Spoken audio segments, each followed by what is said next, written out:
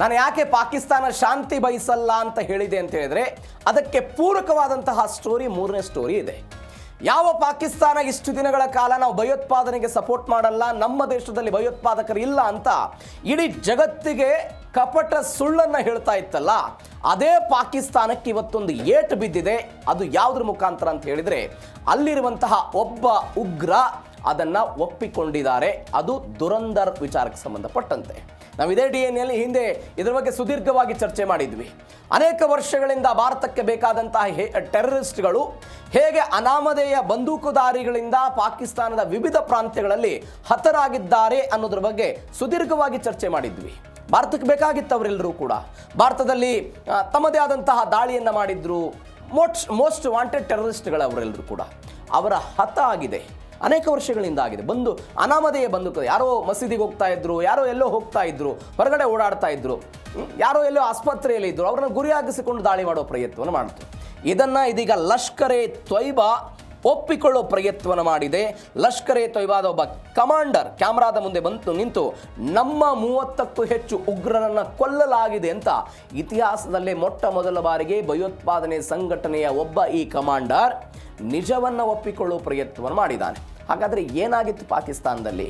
ಈ ಅನಾಮಧೇಯ ಬಂದೂಕದಾರಿಗಳು ಹೆಂಗೆ ಕೊಂದ್ರಿ ಇವರನ್ನೆಲ್ಲ? ಆ ವ್ಯಕ್ತಿ ಏನು ಹೇಳಿದ? ಡೀಟೇಲ್ಸ್ ನೋಡ್ತಾ ಹೋಗೋಣ ಎಲ್ಲದ್ರ ಬಗ್ಗೆ. ಉಗ್ರ ಸಂಘಟನೆಯ ಅಳಲು, 30 ಉಗ್ರರು ಖತಮ್. ಕಳೆದ 4-5 ವರ್ಷಗಳಿಂದ 3-4 ವರ್ಷಗಳಿಂದ 30ಕ್ಕೂ ಹೆಚ್ಚು ಲಷ್ಕರ್ ಎ ತೊಯ್ಬಾದ ಉಗ್ರರ ಹತ್ಯೆ ಆಗಿದ್ದನ್ನು ಇದೇ ಉಗ್ರ ಸಂಘಟನೆ ಒಪ್ಪಿಕೊಂಡಿದೆ. ಉಗ್ರ ಸಂಘಟನೆಯವರು ಒಪ್ಕೊಳ್ಳಲ್ಲ ನಿಮಗೆ.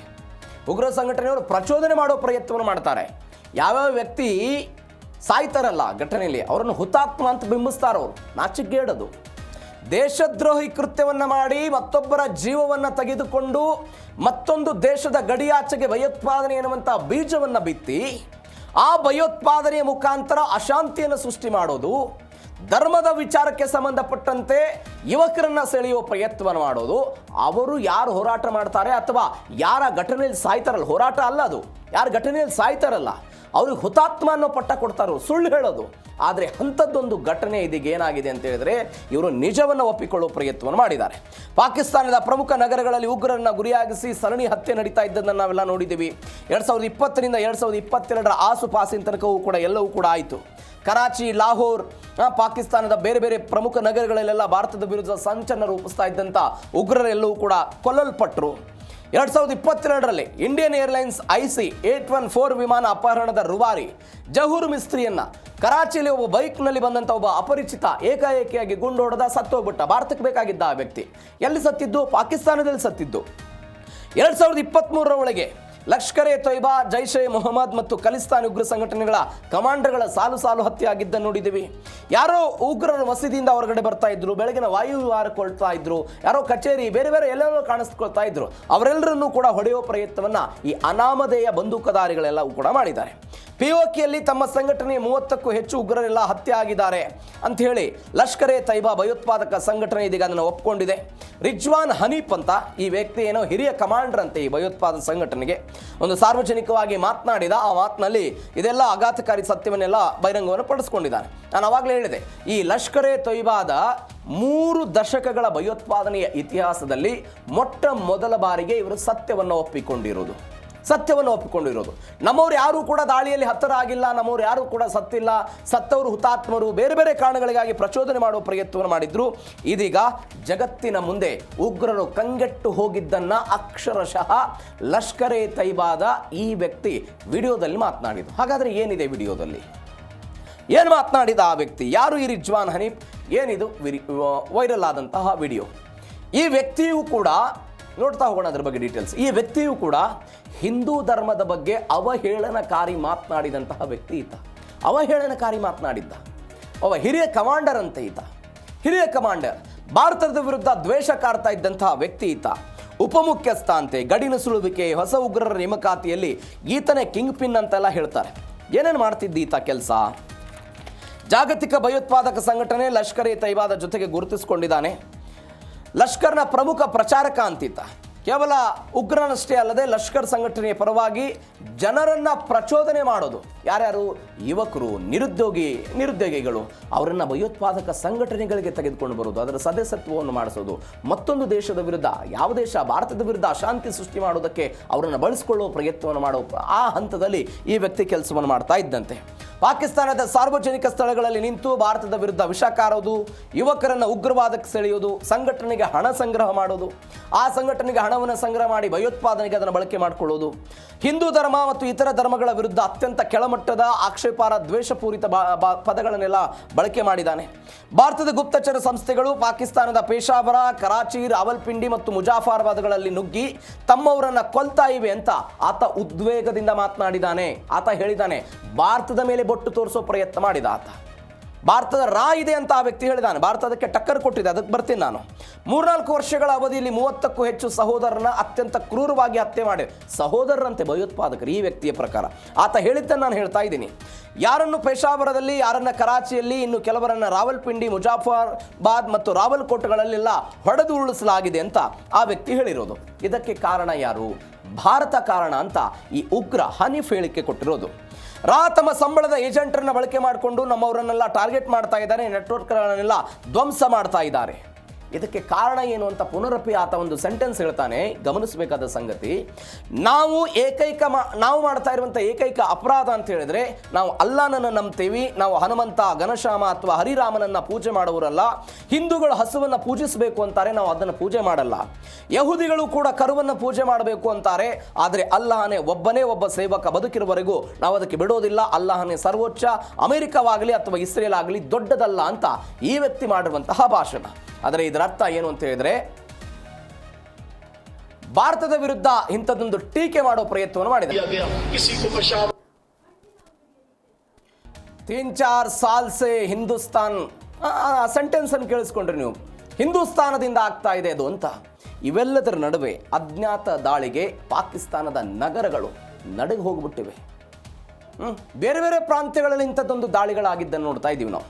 ಪೇಶಾವರದಲ್ಲೇ ಆಯಿತು, ಕರಾಚಿಯಲ್ಲಾಯಿತು, ರಾವಲ್ಪಿಂಡಿ, ಮುಜಾಫರಾಬಾದ್ಗಳಲ್ಲಿ ಯಾವ ಉಗ್ರರು ಪಾಕಿಸ್ತಾನದಲ್ಲಿ ಇಲ್ಲ ಅಂತ ಪಾಕಿಸ್ತಾನ ಹೇಳ್ತಾ ಇತ್ತಲ್ಲ, ನಾವು ಭಯೋತ್ಪಾದನೆಗೆ ಸಪೋರ್ಟೇ ಮಾಡಲ್ಲ ಅಂತ ಯಾವ ಪಾಕಿಸ್ತಾನ ಹೇಳ್ತಾ ಇತ್ತಲ್ಲ, ಅದೇ ಪಾಕಿಸ್ತಾನದ ನೆಲದಲ್ಲಿ ಇವತ್ತು ಇಂಥ ಉಗ್ರರನ್ನು ಅನಾಮಧೇಯ ಬಂದೂಕಧಾರಿಗಳು ಹೊಡೆದಿದ್ದನ್ನು ನೋಡ್ತಾ ಇದ್ದೀವಿ. 2008ರ ಮುಂಬೈ ದಾಳಿಯ ರೂವಾರಿಗಳಿಗೆ ಇಂಚಿಂಚಾಗಿ ಶಿಕ್ಷೆ ಸಿಗ್ತಾ ಇದೆ. ಯಾರಿಗೂ ಕಾಣದಂತೆ, ಸುಳಿಗೂ ಸಿಗದಂತೆ ಅನ್ನೌನ್ ಗನ್ಮ್ಯಾನ್ಗಳು, ಅನಾಮಧೇಯ ವ್ಯಕ್ತಿಗಳೆಲ್ಲ ಹೊಡಿತಾ ಇರೋದನ್ನು ನಾವೆಲ್ಲ ನೋಡ್ತಾ ಇದ್ದೀವಿ. ಕರಾಚಿಯಲ್ಲಿ ದಾಳಿ ಆಯಿತು.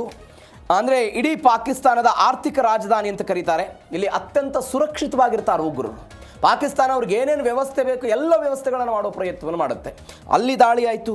ಅಪರಿಚಿತ ದಾಳಿಕೋರರು ಎಲ್ಲ ಬಿಗಿ ಭದ್ರತೆಯ ನಡುವೆಯೂ ಕೂಡ ಲಷ್ಕರ್ ಎ ತೊಯ್ಬಾ, ಜೈಷ್ ಎ ಮೊಹಮ್ಮದ್ ಉಗ್ರರನ್ನು ಹೊಡೆದ್ರು. ಅಲ್ಲಿ ಕರಾಚಿಯಲ್ಲಿ ಹಫೀಜ್ ಸಯ್ಯದ್ನ ಆಪ್ತ ಅದ್ನಾನ್ ಅಹ್ಮದ್ ಅಲಿಯಾಸ್ ಹಂಜಾಲಾ ಹಾಗೂ IC-814 ವಿಮಾನ ಅಪಹರಣದ ಜಹೂರ್ ಮಿಸ್ತ್ರಿಯನ್ನು ಅತ್ಯಂತ ಹತ್ತಿರದಿಂದ ಇದೇ ಕರಾಚಿಯಲ್ಲಿ ಗುಂಡಿಕ್ಕಿ ಹೊಡೆಯುವ ಪ್ರಯತ್ನ ಆಯಿತು. ಗುಂಡಿಕ್ಕಿ ಹೊಡಿಲಾಯಿತು. ಒಂದು, ರಾವಲ್ಪಿಂಡಿಯಲ್ಲಿ ಸೇನಾ ಪ್ರಧಾನ ಕಚೇರಿಯ ಮುಖಭಂಗ ಆಗಿದೆ. ಅಲ್ಲಿ ಪಾಕಿಸ್ತಾನ ಸೇನೆಯ ಪ್ರಧಾನ ಕಚೇರಿ ಇದೇ ರಾವಲ್ಪಿಂಡಿಯಲ್ಲಿ ಇರೋದು. ಅತ್ಯಂತ ಸುರಕ್ಷಿತ ವಲಯ ಅಂತ ಕರೆಯಲಾಗುತ್ತೆ. ಈ ಅತ್ಯಂತ ಸುರಕ್ಷಿತ ವಲಯದಲ್ಲೂ ಕೂಡ ಅನಾಮಧೇಯ ಬಂದೂಕುಧಾರಿಗಳು ಹೊಡೆದಿದ್ದಾರೆ.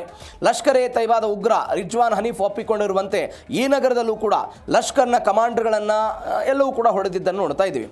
ಮತ್ತೊಂದು ಸ್ಥಳ ಯಾವುದು? ಪೇಶಾವರ ಗಡಿನಗರದಲ್ಲಿ ಇರುವಂತಹ ಪ್ರದೇಶ. ಇದು ಅಫ್ಘಾನಿಸ್ತಾನದ ಗಡಿಗೆ ಅತ್ಯಂತ ಹತ್ತಿರದಲ್ಲಿರೋದು.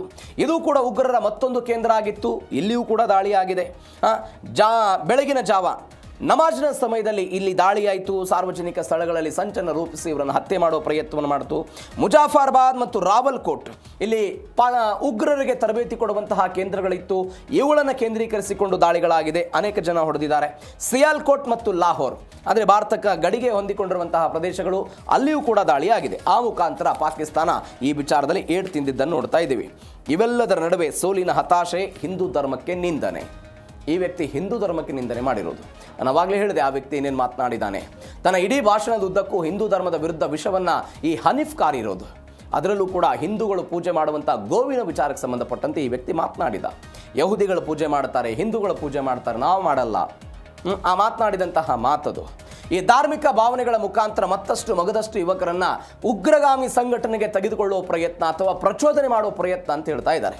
ಆಕ್ಷೇಪಾರ್ಹ ಪದಗಳನ್ನು ಬಳಕೆ ಮಾಡಿದರು. ಇದು ಮೊದಲಲ್ಲ, ಪಾಕಿಸ್ತಾನದಲ್ಲೂ ಕೂಡ ಈ ವ್ಯಕ್ತಿ ಇಂಥದ್ದನ್ನು ಮಾಡ್ತಾ ಇದ್ದ ಅಂತ ಅಶಾಂತಿಯನ್ನು ಮರೆಮಾಚೋದಕ್ಕೆ ಹಿಂದೂ ಧರ್ಮದ ಅನುಯಾಯಿಗಳನ್ನು ಅವಹೇಳನವಾಗಿ ನಿಂದಿಸಿ ಧರ್ಮವನ್ನು ಗುರಾಣಿಯಾಗಿ ಬೆಳೆಸ್ಕೊಳ್ತಾ ಇರೋದನ್ನು ಈ ವ್ಯಕ್ತಿಯ ಭಾಷಣದಿಂದ ನೋಡಿದ್ದೀವಿ. ನಾನು ಆ ವ್ಯಕ್ತಿ ಏನೇನು ಮಾತನಾಡಿದ್ದ ಅಂತ ನಾನು ಆವಾಗಲೇ ಹೇಳಿದೆ. ಇವೆಲ್ಲದರ ಜೊತೆಗೆ ಭಾರತ ಒಂದು ಖಡಕ್ ಎಚ್ಚರಿಕೆ ಮತ್ತು ಉತ್ತರವನ್ನು ಕೊಟ್ಟಿದೆ ಈ ವಿಚಾರಕ್ಕೆ ಸಂಬಂಧಪಟ್ಟಂತೆ. ಯಾವ ಇದರಲ್ಲಿ ಕೈವಾಡ ಇದೆ ಅಂತ ಆ ವ್ಯಕ್ತಿ ಹೇಳಿದ್ನಲ್ಲ, ಭಾರತ ಹೇಳ್ತದಕ್ಕೆ ಭಾರತೀಯ ಏಜೆನ್ಸಿಗಳ ಕೈವಾಡ ಇದೆ ಅನ್ನೋದು ಅಕ್ಷಮ್ಯ ಸುಳ್ಳು, ಯಾವುದೇ ಕೈವಾಡ ಇಲ್ಲ ಅಂತ ಭಾರತ ಈ ಆರೋಪವನ್ನು ತಳ್ಳಿ ಹಾಕ್ತು. ತನ್ನ ಪಾಪದ ಫಲವನ್ನೇ ಪಾಕಿಸ್ತಾನ ಇವತ್ತು ಉಣ್ತಾ ಇದೆ. ನಾನು ಈ ಹಿಂದೆ ಅಮೆರಿಕಾದ ಒಬ್ಬ ನಾಯಕರು ಈ ಹಾವಿನ ಉದಾಹರಣೆಯನ್ನು ಕೊಟ್ಟು ಅಮೆರಿಕ ಪಾಕಿಸ್ತಾನವನ್ನು ಹೋಲಿಕೆ ಮಾಡಿದ್ರ ಬಗ್ಗೆ ಒಂದು ಉದಾಹರಣೆ ಕೊಟ್ಟಿದ್ದೆ ನಿಮಗೆ. ಅಲ್ಲಿ ವಿಷ ಇದೆ ಅನ್ನುವ ಕಾರಣಕ್ಕಾಗಿ ಅದು ವಿಷ ನಾನು ಒಂದು ದಿನ ನಾನು ತಿಂದುಬಿಡುತ್ತೇನೆ, ನಾನು ಸತ್ತು ಬಿಡ್ತೇನೆ, ನಮಗೆಲ್ಲ ಗೊತ್ತಾಗಲ್ಲ ಅಂತ. ಬಟ್ ಆ ವಿಷವನ್ನು ಇವತ್ತು ಪಾಕಿಸ್ತಾನ ತಿಂತಾ ಇದೆ, ಅದನ್ನು ಉಣ್ತಾ ಇದೆ ಅಂತ ಭಾರತ ಅದನ್ನೇ ಹೇಳ್ತಾ ಇದೆ.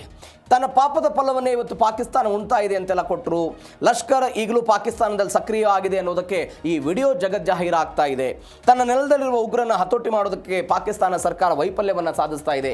ಶಾಂತಿ ದೂತನಾಗಿ ಅಂತ ಹೇಳೋ ಪ್ರಯತ್ನವನ್ನು ಮಾಡುತ್ತೆ, ಬಟ್ ಅದರದ್ದೇ ದೇಶದಲ್ಲಿ ಉಗ್ರರು ಇದೆ ಅಂತ ಭಾರತ ಇದೀಗ ಒಂದು ಎಚ್ಚರಿಕೆ ಕೊಡೋ ಪ್ರಯತ್ನವನ್ನು ಮಾಡ್ತಾ ಇದೆ. ನೋಡಿ, ತನ್ನ ದೇಶದಲ್ಲೇ ಅರಾಜಕತೆ, ತನ್ನ ದೇಶದಲ್ಲೇ ಉಗ್ರರು, ತನ್ನ ದೇಶದಲ್ಲೇ ಅಶಾಂತಿ, ಇವೆಲ್ಲದರ ನಡುವೆ ಅಮೆರಿಕ ಮತ್ತು ಇರಾನ್ ನಡುವೆ ಶಾಂತಿ ಮೂಡಿಸ್ತಾರಂತೆ ಪಾಕಿಸ್ತಾನದವರು. ನೋಡೋಣ ಏನಾಗುತ್ತೆ ಅಂತ.